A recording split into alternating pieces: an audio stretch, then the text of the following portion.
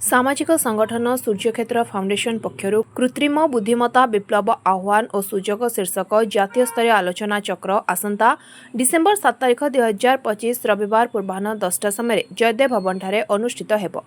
ଏହି ଆଲୋଚନା ଚକ୍ରର ଉଦ୍ଦେଶ୍ୟ ହେଉଛି କୃତ୍ରିମ ବୁଦ୍ଧିମତ୍ତା ବିପ୍ଳବର ବିଭିନ୍ନ ଆହ୍ୱାନ ଓ ସୁଯୋଗକୁ ଚିହ୍ନଟ କରି ଜାତୀୟ ନୀତି ଓ ପ୍ରୟୋଗ ପାଇଁ ମାର୍ଗଦର୍ଶନ ପ୍ରଦାନ କରିବା। ବୈଷୟିକ ନେତୃତ୍ୱର ବ୍ୟକ୍ତିତ୍ୱମାନଙ୍କୁ ନେଇ ଆୟୋଜିତ ଏକ ଆଲୋଚନା ଚକ୍ରରେ ବିଭିନ୍ନ ଶିକ୍ଷାନୁଷ୍ଠାନ ଛାତ୍ରଛାତ୍ରୀ ଗବେଷକ ତଥା ସହରର ବହୁ ବୁଦ୍ଧିଜୀବୀ ଉପସ୍ଥିତ ରହିବେ। ଆଲୋଚନା ଚକ୍ର ପରେ ବିଭିନ୍ନ ସାମାଜିକ ତଥା ସାର୍ବଜନୀନ କ୍ଷେତ୍ରରେ ଉଲ୍ଲେଖନୀୟ କାର୍ଯ୍ୟ କରି ନିଜର ଦକ୍ଷତାର ଉତ୍କର୍ଷତା ପ୍ରତିପାଦନ କରିଥିବା ପ୍ରେରଣାଦାୟୀ ବ୍ୟକ୍ତିତ୍ୱଙ୍କୁ ସୂର୍ଯ୍ୟକ୍ଷେତ୍ର ଜାତୀୟ ଉତ୍କର୍ଷତା ସମ୍ମାନ 2025 सम्मानित କରାଯିବ।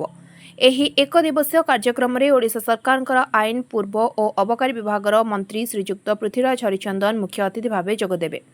स्वतंत्र सम्मानित अतिथि भाव जाजपुर लोकसभा क्षेत्रर मान्यवर सांसद श्रीजुक्त रवींद्र नारायण बेहेरा, मुख्य वक्ता भाव इनकासारा एंटरप्राइज इंडिया लिमिटेड चेयरमैन तथा रिपब्लिक ऑफ रुआंडार माननीय कन्सुल जेनेराल श्री प्रकाश जैन, अन्यतम सम्मानित अतिथि भाव इंडियन चेंबर ऑफ कॉमर्स रो ओडिशा स्टेट काउंसिल चेयरमैन तथा वरिष्ठ चार्टर्ड अकाउंटेंट श्रीजुक्त राजीव शेखर साहू, जनाशुना शिक्षाविद तथा उद्योगी doctor Rabindranath Pattnaik, Hindalco industries limited उपदेष्टा श्रीजुक्त विभू मिश्र प्रमुख उपस्थित रहिबे। आज एने आयोजित एक सांबादिक सम्मेलन में सूर्यक्षेत्र फाउंडेशन अध्यक्ष डॉक्टर विपिन बिहारी मिश्र, ओडिशा मुख्य रवींद्र राउतराय, सदस्य इंजीनियर सरोज पट्टनायक, निशाकर राउत उपस्थित रही सविशेष सूचना प्रदान करथिले।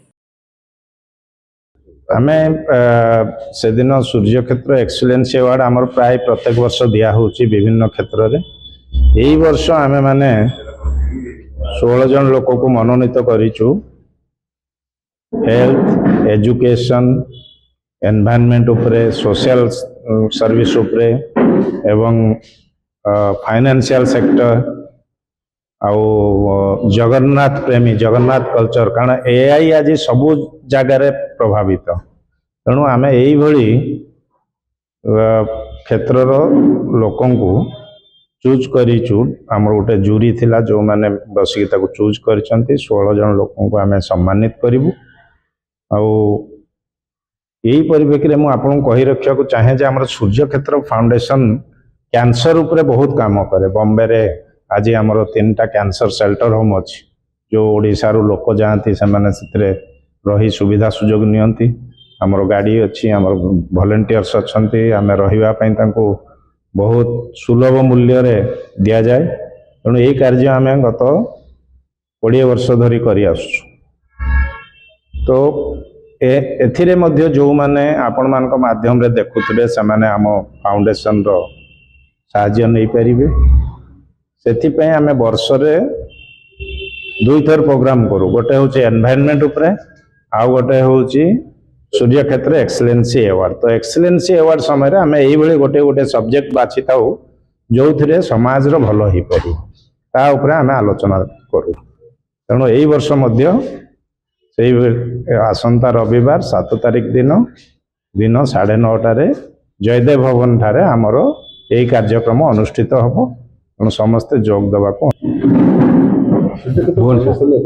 अभिनव कार्यक्रम प्रतिवर्ष मुख्य उद्देश्य देखते आमर प्रति वर्ष विभिन्न अभिनव कार्यक्रम करे। यही वर्ष आमर कृत्रिम बुद्धिमत्ता सुजोग आह्वान संपर्क जातीय स्तर आलोचना चक्र हम एवं आर आ पूर्व बहुत प्रकार नुआ नुआ कार्यक्रम होती जोटा क्लाइमेट चेंज,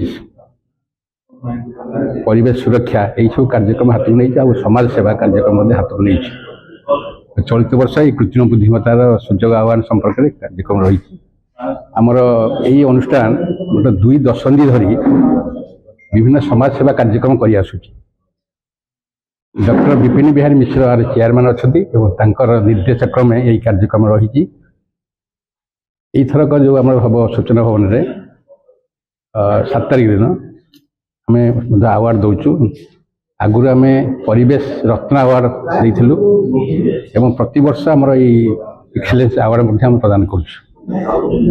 आमर ये जो आह्वान सुजोग विभिन्न स्कूल कॉलेज छात्र छात्री एवं विभिन्न ଟେକ୍ନିକାଲ ଇଏ ଛାତ୍ରଛାତ୍ରୀ ମଧ୍ୟ ଏଇଥିରେ ଯୋଗ ଦେବେ ଏବଂ ସେମାନେ ଜ୍ଞାନ ଆହରଣ କରିବେ ବୋଲି ଆଶା କରୁଛୁ।